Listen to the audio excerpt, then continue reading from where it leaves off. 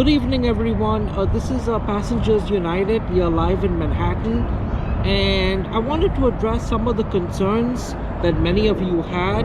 I know many of you reached out to me the last few days about concerns, and as you know, 3 members of Passengers United left, and all 3 of them did YouTube videos saying bad stuff about me personally and also bad stuff about Passengers United.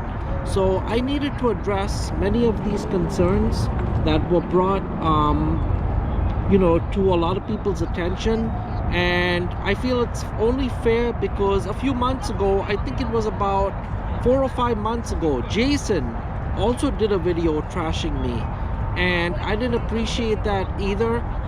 It made me look very bad, and everyone has a right to their own opinions and free speech because that's what the United States is based on. But I just feel like when people they trash what you're trying to build, and you're trying to build an organization like Passengers United, which, by the way, guys, has been very successful. In fact, our organization, Passengers United, has done so much in the community, and I've gotten so many letters of support, so many emails. People have walked up to me in the street and said thank you for what you're doing. That means a lot to me personally, and I just wanted to thank Matt Camper. I wanted to thank Jason Anthony Pinero. I also wanted to thank Kevin MT Prodigy. He's been a great help. And I also wanted to thank John from Pine Power LI, and I also wanted to thank Andy Randomness. All of them have been a great asset and a great help to Passengers United, and I sincerely mean that. And unfortunately, they felt they have to leave. Everyone has a right to do what they have to do, and if they felt that they had to leave Passengers United, that's on them. All I can tell you guys is let's get to the facts of the situation, because that's what everyone wants to talk about. So Matt, in his video that aired a few days ago, about 2 days ago, Matt said that I did some very bad things to Riders Alliance. And he also said that I was obsessed with the Riders Alliance. So I want to clarify a couple of things, guys. Number one, I'm not obsessed with the Riders Alliance, all right? What I am doing is monitoring Riders Alliance, and the reason why I've been monitoring them is because they've been tarnishing a lot of the hard work that members of Passengers United has done, and they've also been trashing me. They actually trashed me on Channel 4, WNBC, and what started this was a report that actually Pine Power LI had done a video on, and he actually mentioned about the fact that he was very upset with the press spokesperson Danny Pearlstein, who made me look bad on WNBC when they had the stabbing, when the homeless man was stabbed to death. All I can tell you guys is I was there. I did a press conference with the community in Jackson Heights. We all came together with the Guardian Angels, and we were there, all right? Now, what I'm upset about is Riders Alliance was telling people that we're not an organization. They actually said in the report that aired on WNBC that the subways were safe, and that there was no need for more police.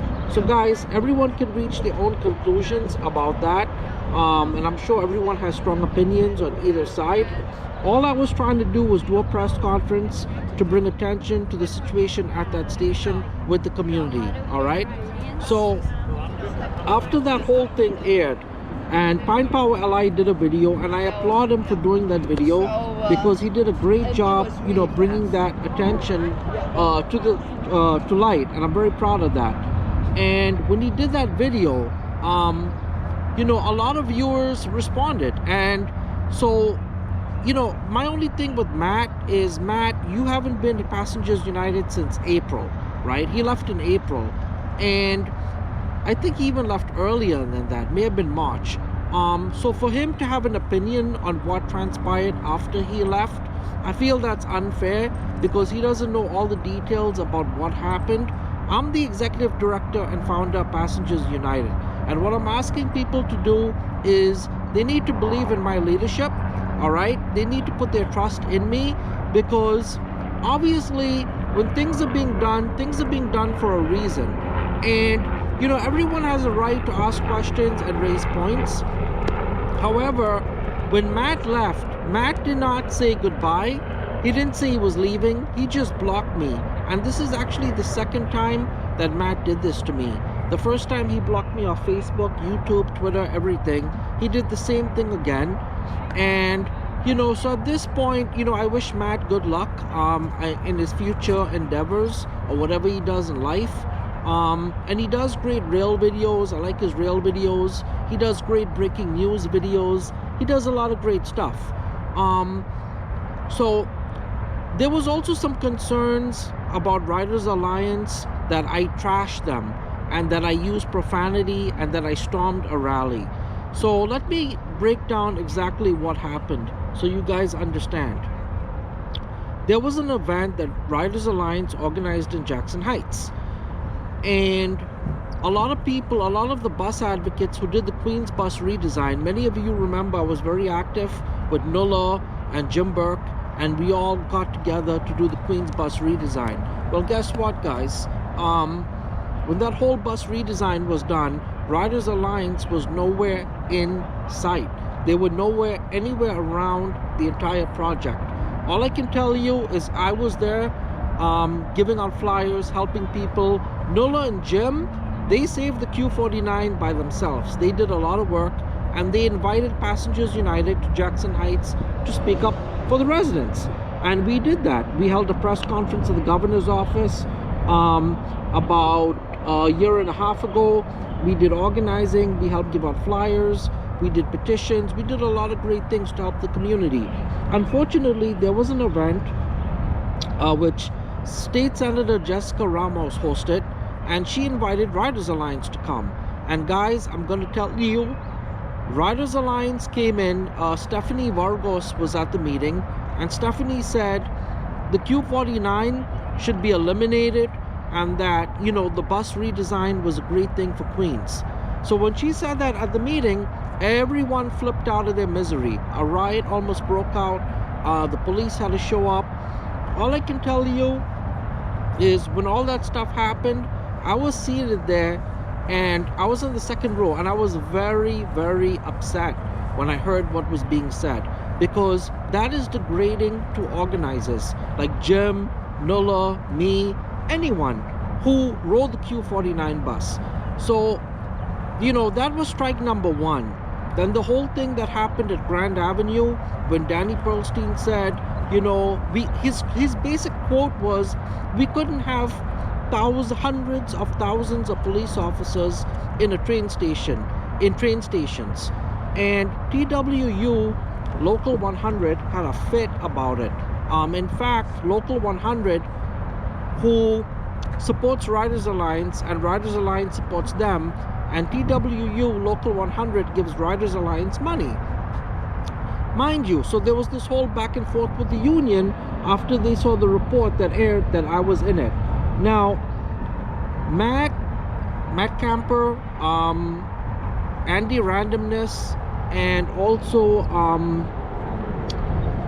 Pine Power, LI, they all said that I stormed the meeting. So what happened was, we had asked Riders Alliance, and we had asked them if we could speak at the meeting. They said, no, we can't speak at the meeting. In fact, they told us to leave.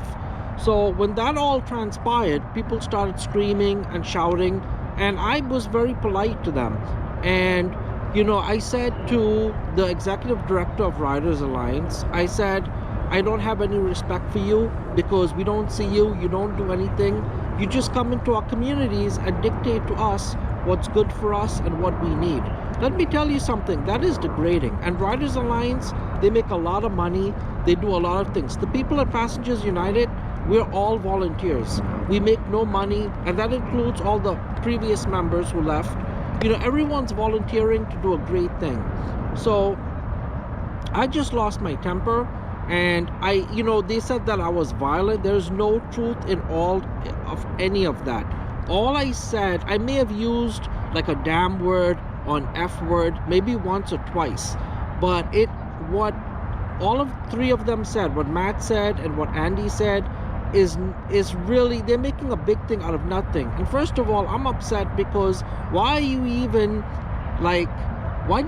care what happened at the Riders Alliance event? Really? After all the great stuff that we all did, saving the Long Island Railroad, budget cuts, speaking up about Nice Bus, speaking up about the budget cuts.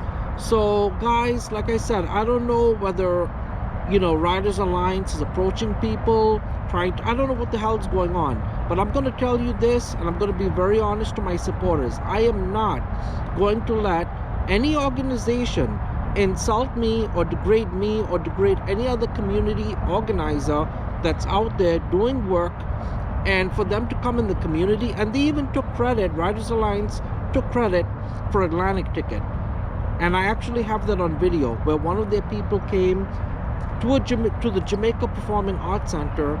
They lied to people, told people that they designed Atlantic Ticket. Guys, that was like the fourth strike. So the first strike is the Atlantic Ticket thing. The second strike is what happened at the Queen's Bus redesign. Then the third strike is what happened, with the whole press conference that Riders Alliance did. And also the fourth strike is the harassment against me, against several other people. So listen, guys, Matt, I think the problem is Matt and